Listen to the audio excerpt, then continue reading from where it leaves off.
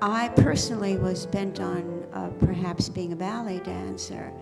And in September of 1948, when I came up to Henry Street, Gladys met me at the hallway and said, "Don't be alarmed, there's no more ballet."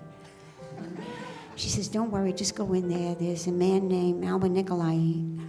And I walked in, and there was a man with a red shirt open at the neck, and I have never seen a man with an open neck shirt. And he interviewed me, and he said, "I'm sorry, you're underage." And I just looked him straight in the eye, and I said, "But I want to dance." And he said, "You're in."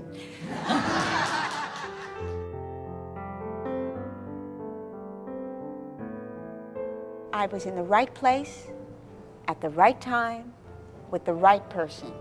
And I think that's a spectacular thing to say. If anybody, I'm going to get teary.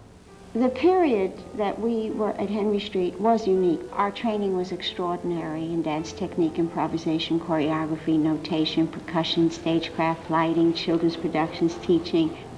When you're working in a unique and an exciting environment, what happens under those circumstances is that there's a development of individuality. I was one of the individuals that was developed along with Murray Lewis and Gladys Balin and Beverly Schmidt-Blossoms and Nikolai himself. I don't think that any of us would have developed, including Nikolai, if he had not had that wonderful theater.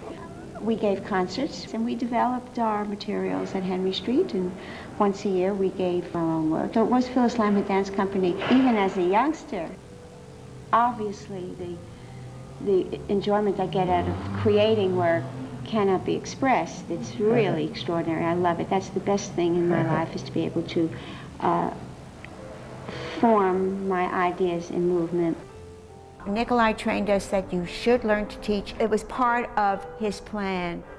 When she discussed, the improv and doing a lot of improv and that kind of thing, it was very frightening. And I made that known to her and I suppose the class, just out in general, saying that I didn't have very much experience with it. She said, "You need to shut up and change your mind or you'll be wasting a whole lot of money." And at that moment, I said, "Oh no, she didn't." She was right. It's always this give or take with me, and either I intimidate them or they love me or they hate me, but my vision is always on the art. I'm never involved really with the student. It's really where I want them to view the art. That's in your head. You still have to craft the work, and when you get to the ending, see what it wants to do. It's got a life of its own. You can't preconceive it.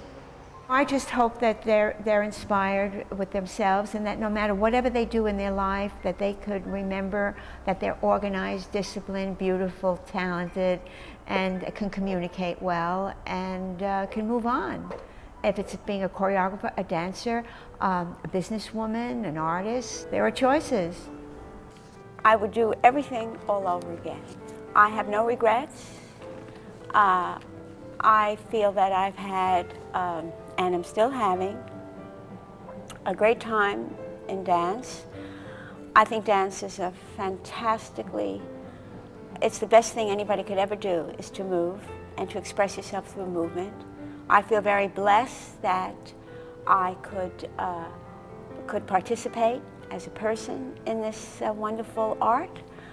I feel blessed that I was with a mentor, Alwin Nikolais, that was able to see enough in me to encourage me.